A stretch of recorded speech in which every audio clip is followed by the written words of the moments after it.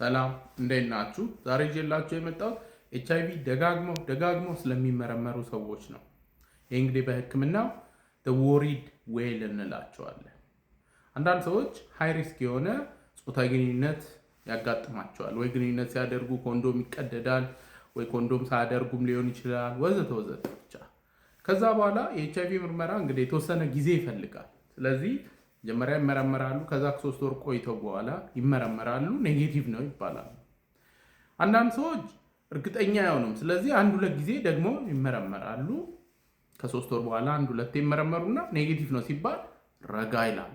ይሄ ኖርማሉ ፓተርን ነው። አንዳንድ ሰዎች ግን አንዴ እንግዲህ ሃይ ሪስክ የሆነ ግንኙነት አድርገዋል። ከዛ በኋላ በ3 ወሩ ተመርምረዋል። ከዛ በኋላ ሌላ አይነት ግንኙነት የላቸውም ግን ደግመው ከዛ ደግሞ በየ3 ወሩ እየጠበቁ በየወሩ በየ2 ወሩ ምናምን የሚመረመሩ ሰዎች አሉ እና ኔጌቲቭም ቢሆን በቃ ረጋ ማለት ማይችሉ።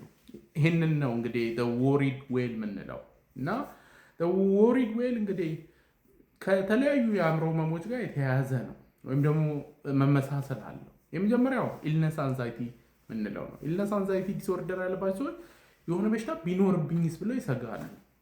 ትንሽ ልባቸው እንትን ሲል ከባድ የልብ ህመም እንትን ቢልብኝስ፣ ወይም በቲቪ ስለ የሆነ ህመም፣ ስለ ጉበት ህመም፣ ስለ ኩላሊት ህመም ወዘተ ከሰሙ ወይኔ ኩላሊት ይሆን እንዴ ብለው ይፈራሉ። ስለዚህ ወሪድ ዌል ካላቸው ሰዎች የተወሰኑ ልክ እንደዛው በቃ ኤችአይቪ ቢኖርብኝስ ብለው ስለሚሰጉ ደጋግመው ምርመራ ያሰራሉ። ኔጌቲቭ ሲሆን ግን አይረጋሉ። ሁለተኛው እንደ ኦሲዲ አይነት ሊሆን ይችላል።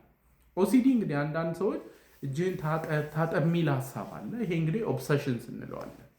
ይነዘንዛቸዋል። ከዛ ከጭንቀቱ ለመገላገል ብለው ሄደው እጃቸውን ይታጠባሉ። ከዛ ትንሽ ቁጭ ሲሉ አሁንም አብሯቸው ውሃው እኮ ተረጭቶባት ድጋሚ ታጠብ ይላቸዋል። ከሱ ጭንቀት ለመገላገል ሄደው አሁንም ይታጠባሉ። ይሄንን መደጋገም ነው ኦሲዲ። እና አንዳንድ ወሪድ ዌል የምንላቸው ኤችአይቪ ደጋግሞ የሚመረመሩት እንደዚሁ ነው። በቃ አእምሯቸው ይነዘንዛቸዋል። ትንሽ ጭንቀቱን ጋፕ ለማድረግ ሄደው ይመረምራሉ። ኔጌቲቭ ነው ሲባል ትንሽ ቀነስ ይላል። ከዛ አሁንም ኦብሰሽኑ ይመጣል። ሄደው ደግሞ እንትን ይላሉ።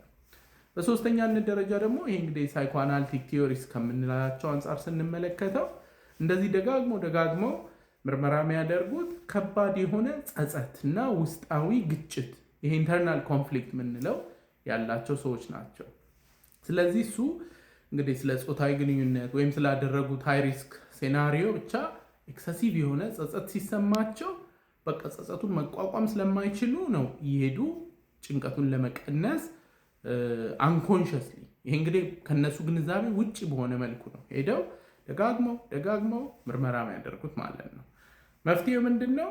ሰዎች እንግዲህ ተጋላጭ ነው ግን ሁለቴ እንደዚህ ተመርምረው ኔጌቲቭ ከሆነ ደግሞ ማሰራቱ ዩዝለስ ነው። ከዛ ይልቅ የአእምሮ ሐኪም ጋር ሪፈር ማድረግ ጥሩ ነው። ምክንያቱም ደግሞ መሰራቱ ምንም ሪያሹር አያደርጋቸው። ወደ አእምሮ ሐኪም ሲመጡ እንግዲህ የተለያዩ መድኃኒቶች አስፈላጊ ሲሆን፣ ምክንያቱም እንደ ኦሲዲ ከሆነ መድኃኒቶች አሉ ይሄ እንትኑን የሚቀንስ ማለት ነው ኦብሰሽን ነው። ከዛ ደግሞ ኢልነስ አንዛይቲ እና ደግሞ ኢንትራሳይኪክ ኮንፍሊክት ከሆነ በስነ ልቦና ሕክምና ሊታከም ይችላል። ለዛሬ እንግዲህ ይዤላችሁ የመጣሁት ይህንን ይመስላል። ይህ ቪዲዮ ብዙ ሰዎች ጋር እንዲደርስ ኮፒ ሊንክ ሼር አድርጉት። ሁልጊዜ እንደምለው ያለ አእምሮ ጤና የለም። ደህና ሁኑ።